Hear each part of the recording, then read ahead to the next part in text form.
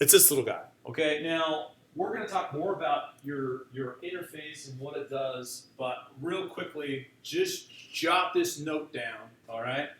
And it's not specific to the Behringer. I would write essentially ADDA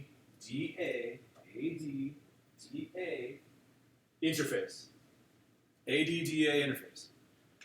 The next slide doesn't show this information, but I think this is super crucial. ADDA interface. Its whole job is to translate electrical energy to binary so that it can speak to the computer. You know. So what was your name again? Jacob. Okay. So Jacob's probably going to be our expert on binary, right? And we don't have any other computer science majors, do we? All right. So if you have questions about what the ones and zeros mean, you can ask Jacob. But in reference to how this works, we have to translate the audio from acoustical energy, just as I'm speaking to you, to electrical energy onto a microphone, and that is what we know as analog, electrical energy and analog. But in order to get it to digital, we have to have a device that will translate to binary. So you wrote down ADDA interface. Essentially, this converts, this is where you want to jot a note, converts electrical energy to binary, which is called digital. So essentially, that's analog to digital. So electrical energy converts electrical energy to binary. The big thing about that is that these, and I don't have one with me. Do I? Oh, no, I don't have one. What's really interesting about that is they make interfaces that are like this big, okay, like this big.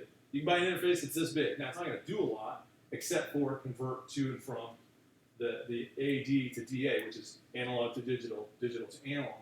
You know, and so they do that conversion process. And of course, if you look down underneath your desk, you'll see in the single rack space, the little red face looking guy there, there's your Behringer FCA1616. Essentially, this device is designed to carry a lot more inputs and outputs than just your typical run-of-the-mill USB interface. And like the big goal and the big choke point that we see typically is that normally your question for why you would have an interface is what are you planning to do with your digital audio workstation? So like if I said, hey, what do you want to do with your workstation? Maybe what instruments do you play? Piano. Piano, okay. Which is a great example. If you wanted to play piano, let's say you wanted to play, controller piano, essentially sampled piano in the virtual instrument form. All he needs is a controller that has a USB, and it doesn't have to go through the interface because it will be digitally connected to the computer. So there's no conversion process required.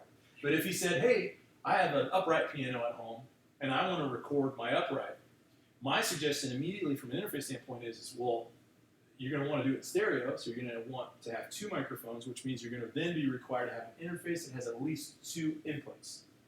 Okay? So in the conversion process, the big thing about when you're looking at your interface is how many inputs might I need? Now, if I had any drummers in the room? Okay. Drummers. Okay, the drummers have the largest, most elaborate setup as a single performer. Typically, you're going to need an interface that brings you more inputs than just two.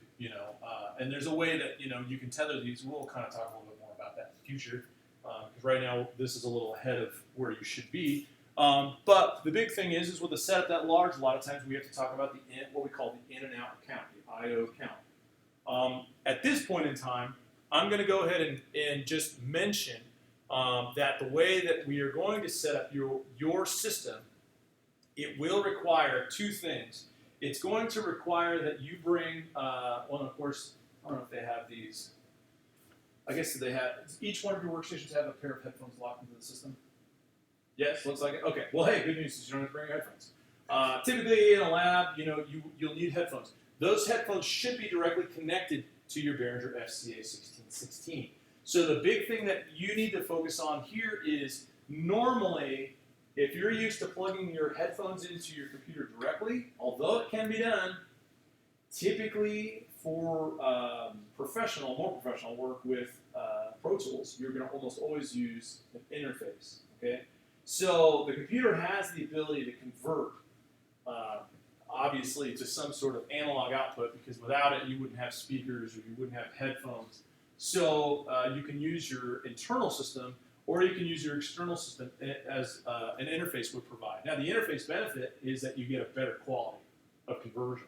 And that's why you'll see interfaces, if you ever just go online and Google, audio interface, you'll see an interface that costs you $30, and then you'll see an interface that costs you $3,000. And the difference is the quality of conversion, right? And so this one's just a middle of the road. I'm sure the Behringer FCA is probably maybe like $300-400. So it's kind of just somewhere in the run of the mill. A lot of those, kind of prosumer level interfaces are in that targeted range. The big thing to think about, though, is going to be this particular element. And it's that your main outputs for all the session work that you do in this class are going to be coming off of this device. And what a lot of people don't realize is that typically, like if you guys have your iPhone and you plug headphones into your iPhone, it is in stereo, which means it requires 2 channels. Now, you never deal with those 2 channels necessarily, but it's a 2-channel system. Your interface has more than 2 channels, but we focus on the first 2 channels as your main outputs. And so I would jot this down real quick.